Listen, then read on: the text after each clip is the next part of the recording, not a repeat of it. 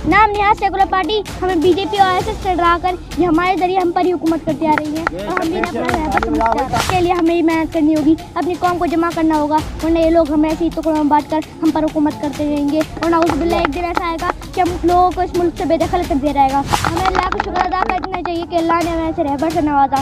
इसलिए ईज़ान इकरामी आप जनाब बैरिस्टर सैफुद्दीन ओवैसी साहब को साथ ज़रूर दें, क्योंकि उनके जरिए हम अपनी कोई पहचान बना सकते हैं और हुकूमत कर सकते हैं। ओवैसी साहब हैं वो हम मुसलमानों के लिए ही नहीं बल्कि सबके रहबर हैं और वो किसी को हिंदू मुस्लिम नहीं करते। जनाब बैरिस्टर सैफुद्दीन ओवैसी साहब के जरिए हिंदुस्तान में अपनी कौम को महफूज रखकर हुकूमत में आना भी है। हम मुसलमान जिनको अशरफुल मखलूक का दर्जा इख्तियार है, आज कुछ लोगों ने हमारी और हमारे दलित भाइयों की हालत बद से बदतर बना दी है। आज हिंदुस्तान से हमारा वजूद ख़त्म करने की साजिश की जाती है। क्यों? क्योंकि उन्हें पता है कि हम कमज़ोर हैं, हम बटे हुए हैं। और हम क्यों बटे हुए हैं? क्योंकि पिछले 70 सालों से हमने अपना रहबर नहीं चुना। इन 70 सालों से हम गुमनाम जी रहे हैं। और याद रखिए, हुकूमत सिर्फ उसकी होती है जिसकी कोई पहचान होती है। इन 70 सालों से नाम निहाज सेकुलर पार्टी हमें बीजेपी और आरएसएस से डराकर ये हमारे जरिए हम पर ही हुकूमत करती आ रही है और हम भी अपना रहबर समझते हैं। क्या हुआ जब सीएनआरसी पर हमारा सिर्फ एक काम पड़ा और कोई आगे नहीं आया, और यहाँ तक कि इन्होंने हमें डरा के इतना बुज़दिल बना दिया कि हम बहादुरी से बगावत करने की जगह अपनी बहन बेटियों को चौराहे पर बैठा रहा है और उस पर हम एहतजाज में भी न जाने हमारे कितने साथियों को शहीद कर दिया गया।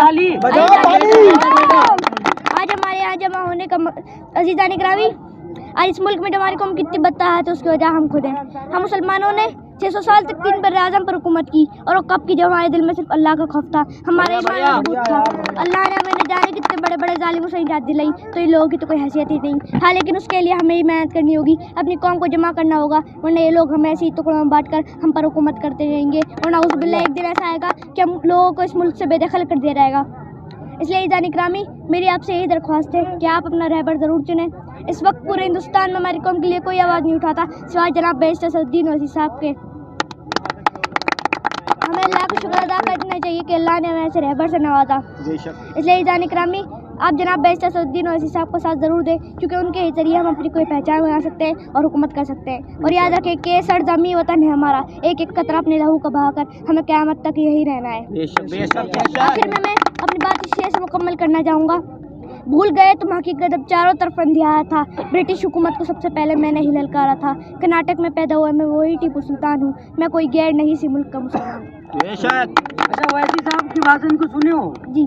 क्या कुछ कहा उन्होंने, कुछ बताओ। उन्होंने अपनी कौम के लिए बोला है और उन्होंने अपनी इन सेकुलर पार्टियों के बारे में बताया है कि उन्होंने हमारे ऊपर कैसे जुल्म किया है। तो क्या लग रहा है तुम ऐसा जो कह रहे हो कि मुसलमानों को मुत्तहिद हो जाएंगे मुसलमान? जी, बात आ जाएंगे, क्या लगता है? इंशाल्लाह हो जाएगा। कौन सी क्लास में? 4th में हो। क्या नाम है आपका? पसंद है आपको ओवैसी? कोई आज तक की कोई सी भी जो सेकुलर पार्टी है, आज तक कोई भी हम मुसलमानों के लिए कोई आवाज़ नहीं उठाता सिवाय जनाब बैरिस्टर सैफुद्दीन ओवैसी साहब के। और वही हमारे रहबर हैं, वही हमारे लिए जो भी करते हैं वही करते हैं और कोई नहीं करते। यहीं से अलीगढ़ से हो कहीं और से? जी, अलीगढ़ से ही हो? जी, अलीगढ़ से। तो क्या लगता है और भी जो अलीगढ़ का माहौल कैसा है यहाँ पे? जी, ऐसा लगता है कि हाँ मुस्लिम थोड़ा बहुत दबा हुआ होता है जब हम बताते हैं कि हाँ मुस्लिम है, तो ऐसा लगता है क्या? जी ऐसा है? जी, अलीगढ़ में बहुत ही ज़्यादा ऐसा अलीगढ़ में नहीं है, पूरी इंडिया में ही हो रहा है जैसे हम मुसलमानों पर अत्याचार हो रहा है। अत्याचार हो रहा है। ओवैसी जो बोलते हैं हाँ संसद में आवाज़ उठाते हैं कोई भी मुद्दा हो, तो क्या लगता है नेता बड़े लग पाएंगे जो मुस्लिम की आवाज़ उठाने वाले हैं?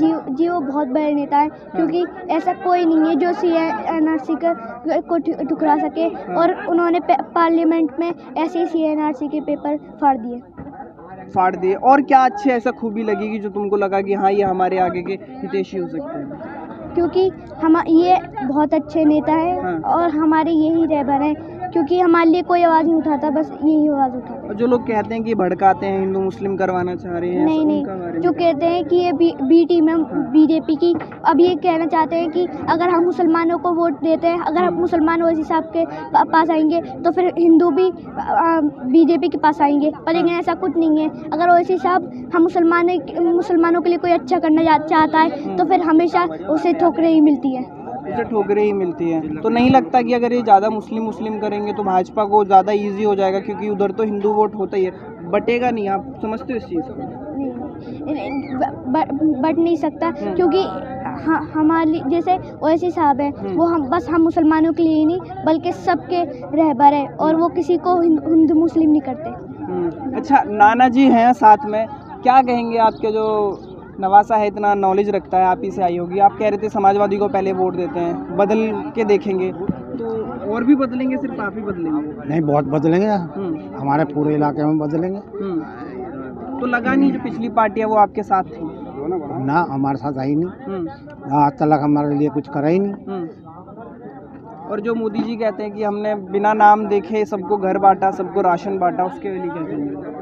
घर बांटा, देख देख के बांटा होगा अपने लिए, हमने तो ना लिया कोई आज तक। कि जरूरतमंद को बांटा, ऐसा कुछ जैसे ही बांटा होगा, अब हमें तो पता ना हुई, हमने तो ना लिया। और ये जो महंगाई है इसमें लोग महंगाई तो आसमान को छू रही है, क्या चीज़ नहीं है कि टमाटर 100 रुपये किलो बिक रहा है, बताओ कोई 100 रुपये का ये हरदम चीज़ इस्तेमाल में आने वाली नहीं है, तेल इस्तेमाल में आने वाला नहीं है, पेट्रोल आने वाला नहीं है, जो चीज़ बिल्कुल बगैर इसके बगैर बेचने की नहीं, वही महंगाई कर दी, तो और इससे ज़्यादा क्या होगा?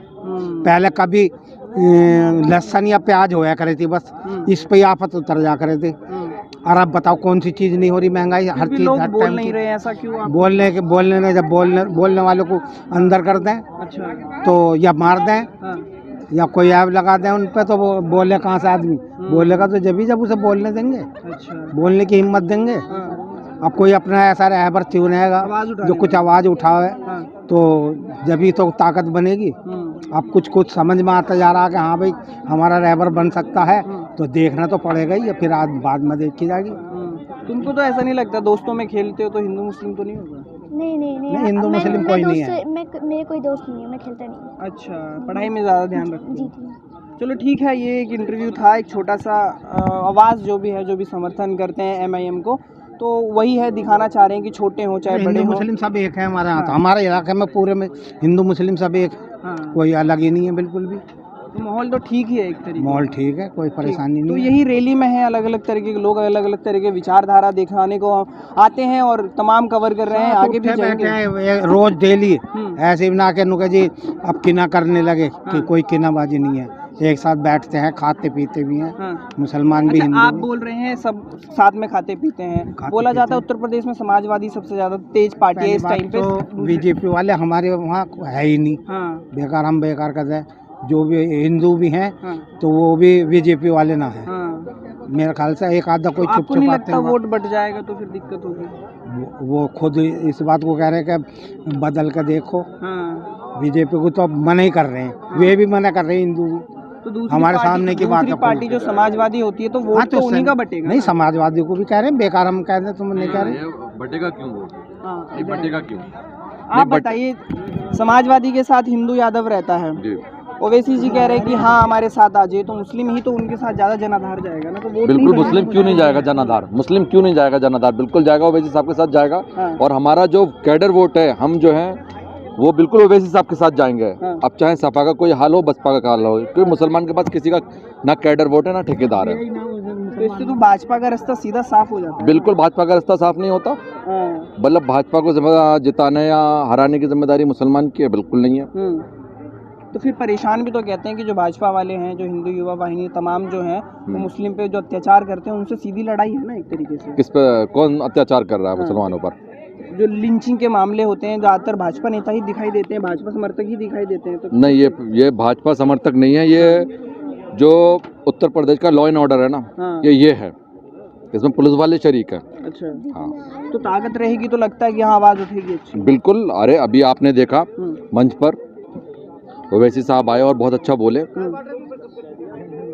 और उन्होंने कहा मुसलमानों के फेवर में। जब बात उठाता है कोई, मुसलमानों की बात करता है, तो बिल्कुल उसके साथ जाते हैं लोग। अब जरूरी कोई ना कि मुसलमान सपा को ही वोट दे, या जो अच्छा कैंडिडेट रहेगा उसको भी वोट दिया जा सकता है, ऐसा नहीं है। मुसलमानों की आवाज़ जाहिर सी बात है, आप पत्रकार हैं, आप हमसे ज़्यादा जानते हैं और घूमते। ओवैसी साहब बहुत ही पढ़े लिखे और बैरिस्टर, और उनके बराबर मैं मानता हूँ पूरे हिंदुस्तान में पढ़ा लिखा नेता कोई भी नहीं है।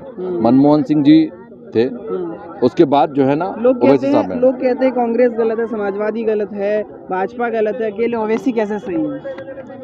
ओवैसी कैसे सही है? सबको गलत बताते हैं कि वही सही है, ये कहाँ का गणित लगाते हैं वो? नहीं, ऐसा नहीं है। वो ये नहीं कहते कि सब गलत है, वो सिर्फ कहते हैं मुसलमानों की बात भाजपा बना। गलत है, कांग्रेस गलत है, समाजवादी गलत है, बहुजन गलत है। किस चीज में गलत है? अभी तो उन्होंने मंच पे बोला, क्या बोलते नहीं है क्या गलत बोला? कि मुसलमानों को किसी ने सबको चद्दर बिल्कुल बिल्कुल, मुसलमानों को 75 साल से धोखा ही मिला है। हाँ। मिला क्या है, आप मुझे बताइए।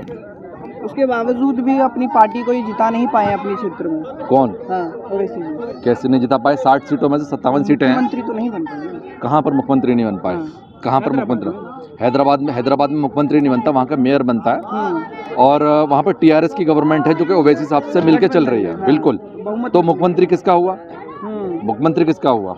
चलिए, भागीदारी की बात है, आपने वहाँ ले रखी है। बिल्कुल बिल्कुल, यहाँ पर गठबंधन होता तो यहाँ पर भी हमारे यहाँ का मुख्यमंत्री होता, टीआरएस का मुख्यमंत्री, यानी ओवैसी साहब का गठबंधन है, तो ओवेसली। आपने अच्छी बात कवर कर दी, लेकिन कहने वाला वही है, लोगों का अलग अलग विचार है।